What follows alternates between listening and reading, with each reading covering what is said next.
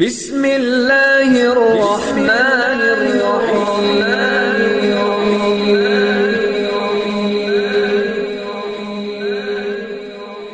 بسم اللہ الرحمن الرحیم۔ السلام علیکم۔ ہم امید کرتے ہیں آپ خیریت سے ہوں گے۔ ہماری دعا ہے اللہ پاک آپ کو اپنی حفظ و امان میں رکھے۔ سب سے پہلے ہماری آپ سے ایک چھوٹی سی گزارش ہے کہ اگر آپ ہمارے چینل پر نیو ہیں تو ہمارے چینل کو سبسکرائب کر دیجئے۔ آج جو میں آپ کو عمل بتانے جا رہی ہوں یہ گھر میں برکت کے لیے انتہائی لاجواب اور پاورفل عمل ہے۔ یعنی اگر آپ کے گھر میں برکت نہیں ہے، آپ کے گھر پیسوں کی کمی ہے، رزق میں برکت نہیں ہے، بے روزگار ہیں، مالی مشکلات میں آپ ہیں یا اس طرح کی کوئی بھی آپ کو پریشانیاں ہیں، آپ تنگ آ چکے ہیں ان سب مسئلوں سے، تو ایک بار اللہ پہ بھروسہ کر کے یہ عمل کریں۔ انشاءاللہ تعالی اس عمل کے کرشمے آپ اپنی آنکھوں سے دیکھیں گے۔ اس عمل کی برکت سے آپ کے گھر میں جو پیسہ آئے گا آپ نے کبھی سوچا بھی نہیں ہوگا۔ تو چلیے آج کے اس عمل کی طرف چلتے ہیں۔ آج کا عمل بہت ہی آسان سا عمل ہے۔ یہ عمل آپ نے ہر نماز کے بعد کرنا ہے۔ یہ سب سے پہلے آپ کو 5 وقت نماز کی پابندی کرنی ہوگی، اس کے بعد آپ نے ہر نماز کے بعد یہ عمل کرنا ہے۔ یعنی جب آپ نماز ادا کر کے بیٹھیں سب سے پہلے آپ نے 7 مرتبہ درود پاک پڑھنا ہے، اس کے بعد آپ نے 41 مرتبہ یا نافع یا قادر کا ورد کرنا ہے۔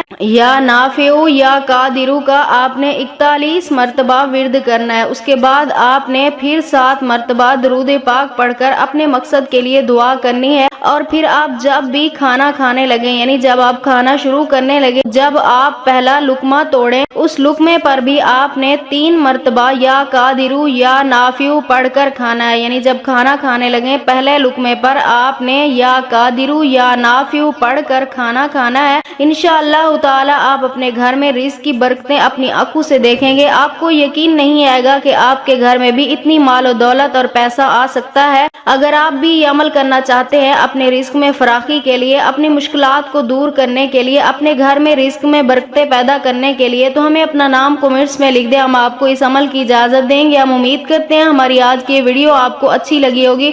اگر ہماری ویڈیو اچھی لگے تو اسے لائک شیئر ضرور کیجیے گا اور ہمارے چینل کو سبسکرائب کر دیجیے گا۔